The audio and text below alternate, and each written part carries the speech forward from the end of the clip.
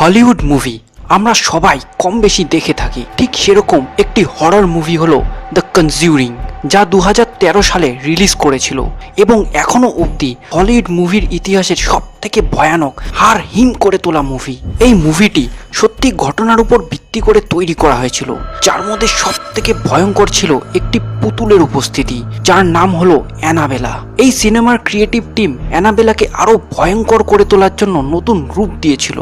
কিন্তু সত্যিকারে অ্যানাবেলা বাকি সাধারণ পুতুলের মতো দেখতে হলেও তা হলো এই পৃথিবীর সব থেকে অভিশপ্ত পুতুল, যার রহস্যের সন্ধান আজকে আমরা সবাই একসাথে করব। তাই ভিডিওটি শেষ অবধি দেখার অনুরোধ রইল।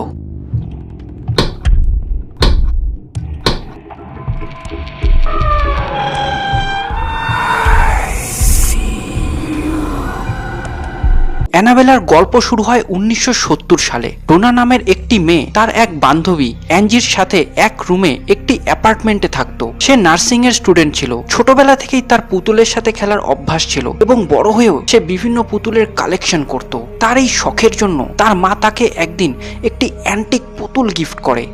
সে গিফটটি পেয়ে খুব খুশি হয় এবং সেই পুতুলটিকে তার সাথে সেই অ্যাপার্টমেন্টের রুমে নিয়ে যায়। ঘুমানোর সময় সে পুতুলটিকে নিয়েই ঘুমোতো, কিন্তু তারা লক্ষ্য করে পুতুলটি একা একাই তার জায়গা পরিবর্তন করে অন্য জায়গায় চলে যায়। তারা পুতুলটিকে রেখে বাইরে গেলে ফিরে এসে দেখে সে তার আগের জায়গায় নেই। এক রুমে রেখে দিলে তা অন্য রুমে চলে যায়। বিছানায় রেখে বাইরে গেলে ফিরে এসে দেখে পুতুলটি সোফায় বসে আছে। ধীরে ধীরে এই ঘটনাগুলো আরো বেড়ে গেল এবং তা একটু ভয়ঙ্করই বলা চলে। এক সন্ধেবেলা যখন তারা কলেজ থেকে বাড়ি ফিরছিল, রুমে ঢুকে দেখে অনেক কাগজ রাখা, যেখানে লেখা হেল্প মি হেল্প মি। পুতুলের জায়গা পরিবর্তন তাদের কাছে নর্মাল ব্যাপার হয়ে গেছিল, কিন্তু একদিন তারা দেখলো পুতুলটি তার আগের জায়গাতেই রয়েছে, কোনো পরিবর্তন হয়নি। কিন্তু এটা দেখে তাদের কেমন যেন অস্বস্তি ভাব লাগছিল।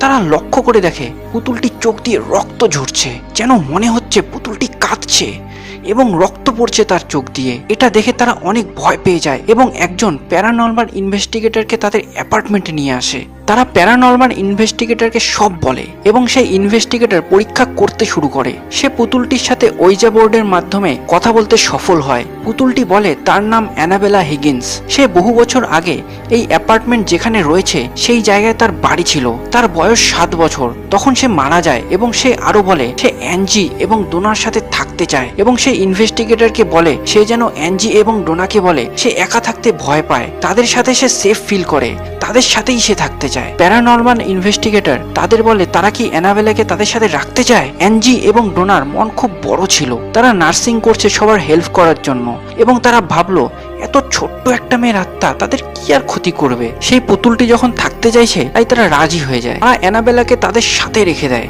গল্পটা এখানেই শেষ হতে পারতো, কিন্তু না। সেই অ্যাপার্টমেন্টে তাদের সাথে পাশের একটি রুমে একটি ছেলে থাকতো, তার নাম লৌ। ছেলেটির শুরু থেকে পুতুলটি পছন্দ ছিল না। সে সবসময় বলতো পুতুলটি খুব ভয়ানক, তারা যেন পুতুলটিকে দূরে ফেলে দেয়। কিন্তু ডোনা তার কথায় কান দেয়নি। সে সেই ইনভেস্টিগেটরের কথায় বিশ্বাস করে এবং বলে এটা তো 7 বছরের একটা ছোট্ট মেয়ের আত্মা, কাউকে ক্ষতি করবে না, বরং পুতুলটি সবার ভালোবাসা চায়। কিন্তু ডোনার এই কথা খুব তাড়াতাড়ি ভুল হতে চলেছে। এক রাতে লৌ সেই অ্যাপার্টমেন্টে একা ঘুমোচ্ছিল। ডোনা এবং অ্যাঞ্জি বাড়িতে ছিল না। লৌ এর মাঝরাতেই হঠাৎ একটা অদ্ভুত অস্বস্তিকর ফিলিংস হচ্ছিল এবং তার ঘুম ভেঙে যায়। কিন্তু তার চোখ খুললেও সে তার পুরো শরীর নাড়াতে পারছিল না। সে চেষ্টা করে কিন্তু ব্যর্থ হয়। হঠাৎ সে শুনতে পায় একটা বাচ্চা মেয়ের হাসি। ধীরে ধীরে তা আরো তীব্র হচ্ছিল। সে দেখে অ্যানাবেলা তার দিকে ধীরে ধীরে এগিয়ে আসছে আর হাসছে। সে কিছুই করতে পারে না, কেউ যেন তার পুরো শরীর বেঁধে রেখেছে। অ্যানাবেলা তার সামনে এসে বসে এবং সে অজ্ঞান হয়ে যায়। পরদিন যখন সকালে তার জ্ঞান ফেরে তখন সে ঠিক বুঝতে পারছিল না ঠিক কি হলো তার সাথে গত রাতে। সেটা কি সত্যি ছিল না তার স্বপ্ন। সে অ্যাঞ্জি এবং ডোনাকে ঘটনাটা বলে। তারা বলে সে স্বপ্ন দেখেছে। সব ঠিক হয়ে যায়, কিন্তু একদিন যখন লৌ ডাইনিং রুমে বসে খাবার খাচ্ছিল তখন সে হঠাৎ অ্যাঞ্জির রুম থেকে বিকট আওয়াজ শুনতে পায়। ভাবলো কোনো চোর হয়তো ঢুকেছে। সে দৌড়ে রুমে ঢুকে দেখে অ্যানাবেলা মাটিতে পড়ে রয়েছে, আর কেউ নেই। পুরো রুম কে যেন তছনছ করেছে। লৌ ভাবলো কেউ যেন তার পিছনে রয়েছে। সে পিছন ফিরে দেখলো কিন্তু কেউ ছিল না। হঠাৎ সে বুকের মধ্যে একটা ব্যথা অনুভব করলো এবং সে চিৎকার করে উঠলো। শার্ট খুলে দেখে কেউ যেন তার বুকে ধারালো কিছু দিয়ে আঘাত করেছে। 7টি ধারালো দাগ, যা দিয়ে রক্ত ঝরছিল। অ্যাঞ্জি এবং ডোনা ফিরে এলে তারা বিশ্বাস করতে না চাইলেও লুয়ের অবস্থা দেখে শেষে ঠিক করে কোনো প্রিস্টকে তারা ডেকে সমস্ত ঘটনা বলবে। তারা ফাদার হেগানকে সব বলল, কিন্তু ফাদার হেগান বলল তিনি এটার উপযুক্ত নন। তিনি বললেন এরকম আত্মার জন্য বড় প্রিস্টের দরকার, এবং ফাদার কুক, যিনি অনেক বড় প্রিস্ট ছিলেন, তার সাথে কন্ট্যাক্ট করলেন এবং তাকে এই বাড়িতে নিয়ে আসলেন। কিন্তু ফাদার কুকও সব শুনে না করে দিল এবং প্রসিদ্ধ এড ও লোরেন ওয়ারেনের সাথে কন্ট্যাক্ট করলেন, যাদের দি কনজিউরিং মুভি দেখে থাকলে তোমরা নিশ্চয়ই চিনে থাকবে। এড ও লরেন ওয়ারেন সমস্ত ঘটনা শুনলেন এবং ইনভেস্টিগেশন করতে লাগলেন। তারা বললেন অ্যানাবেলা কোনো 7 বছরের ছোট আত্মা নয়, বরং ছোট মেয়ের রূপে এক শয়তান আত্মা। ছোট মেয়ের ভাব ধরে সে পুতুলটির মধ্যে রয়েছে, কোনো ভালোবাসা পাওয়া নয়, বরং তার আসল লক্ষ্য হলো অ্যাঞ্জি, ডোনা ও লোয়ের শরীরকে বশ করা, তাদের শরীরে প্রবেশ করা। এড ও লরেন বলল এই পুতুলটিকে এখানে রাখা ঠিক হবে না। ডোনা সেই পুতুলটিকে এড ও লরেনের হাতে তুলে দেয়। তারা সেই পুতুলটি নিয়ে তাদের বাড়ির উদ্দেশ্যে রওনা হয়। পুতুলটি গাড়ির পেছনের সিটে রাখা ছিল। গাড়ি যখন চলছিল তারা নিজেদের মধ্যে এক অদ্ভুত একে অপরের প্রতি হিংসা ফিল করতে লাগলো। গাড়ির স্টিয়ারিং এবং ব্রেক মাঝে মধ্যেই কাজ করছিল না। এইভাবে চলার পর হঠাৎ তাদের গাড়ি নিয়ন্ত্রণ হারিয়ে ফেলে এবং কোনো রকমে নিয়ন্ত্রণে এনে গাড়ি দাঁড় করায়। তারা হোলি ওয়াটার অ্যানাবেলার পুরো শরীরে ছিটিয়ে দেয় এবং তাকে শান্ত করতে সক্ষম হয়। তারা বাড়িতে ফিরে আসে। তারাও ডোনা ও অ্যাঞ্জির মতন লক্ষ্য করে পুতুলটি একা একাই তার জায়গা পরিবর্তন করছে। একদিন ফাদার জেসন ব্র্যাডফোর্ড তাদের বাড়িতে অ্যানাবেলাকে দেখতে আসে এবং ফাদার পুতুলটিকে তুলে দেখতে থাকেন এবং বলেন, তুমি শুধু একটা পুতুল, তুমি কারো ক্ষতি করতে পারো না। লরেন এটা শুনে ফাদারকে বলল, আপনি এরকম কথা না বললেই পারতেন। লরেন আরো বলল, আপনি সাবধানে গাড়ি চালিয়ে বাড়ি যাবেন এবং পৌঁছেই আমাকে ফোন করে জানাবেন। এডের মতে ফাদার ওই কথাটি বলে পুতুলটিকে রাগিয়ে দিয়েছিল। ফাদার বাড়ির উদ্দেশ্যে রওনা হলেন। কিছু ঘন্টা পর এড ও লরেনের কাছে একটা ফোন এলো এবং ফোনের অপর প্রান্তে রয়েছেন ফাদার জেসন ব্র্যাডফোর্ড। তিনি বললেন তিনি বড় একটা দুর্ঘটনা থেকে অল্পের জন্য বেঁচেছেন। রীতিমতো ভয়ের সুরে তিনি সেই পুতুলটির একটা ব্যবস্থা করতে বললেন। তার গলা ভয়ে কাঁপছিল।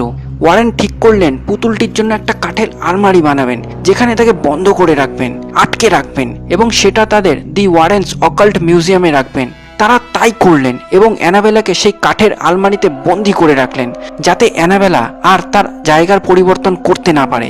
সে আজও সেই আলমারিতে বন্দি রয়েছে, কিন্তু এটার মানে এই নয় যে সে কারো ক্ষতি করতে পারে না। সে বন্দি থাকলেও সে এখনো অভিশপ্ত এবং খুব কম লোকের সাহস হয়েছে সেই পুতুলটি দেখার। এই ঘটনার কিছু সাল পর একদিন যখন ওয়ারেন তাদের মিউজিয়ামের ভিজিটারদের অ্যানাবেলার সম্পর্কে বলছিলেন, তখন সেই ভিজিটারদের মধ্যে একজন অ্যানাবেলাকে নিয়ে তার সামনেই ঠাট্টা করতে লাগলেন। সেই রাতে সেই ছেলেটি যে অ্যানাবেলাকে নিয়ে ঠাট্টা করছিল তার ক্লোজ ফ্রেন্ডের সাথে বাইকে করে বাড়ি ফিরছিল। তখন তার বাইক অ্যাক্সিডেন্ট হয়। তার ক্লোজ ফ্রেন্ড বেঁচে গেলেও সেই ছেলেটি সেখানেই মারা যায়। যখন তার ক্লোজ ফ্রেন্ড যে বেঁচে গেছিল তাকে জিজ্ঞেস করা হয় এটা কিভাবে হলো, তখন তার ক্লোজ ফ্রেন্ড ভয়ে ভয়ে বলতে লাগলো বাইক চালানোর সময় সে আবার অ্যানাবেলা সম্পর্কে আজে বাজে কথা বলছিল, পুতুলটিকে নিয়ে ঠাট্টা করছিল এবং হঠাৎ তাদের বাইক তখন অ্যাক্সিডেন্টের শিকার হয়, একটা গাছে গিয়ে ধাক্কা মারে।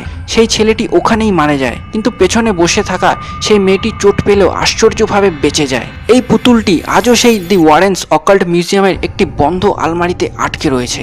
এই পুতুলটিকে পৃথিবীর সব থেকে অভিশপ্ত পুতুল মনে করা হয় এবং এর আরো অনেক ভয়ানক ঘটনা রয়েছে।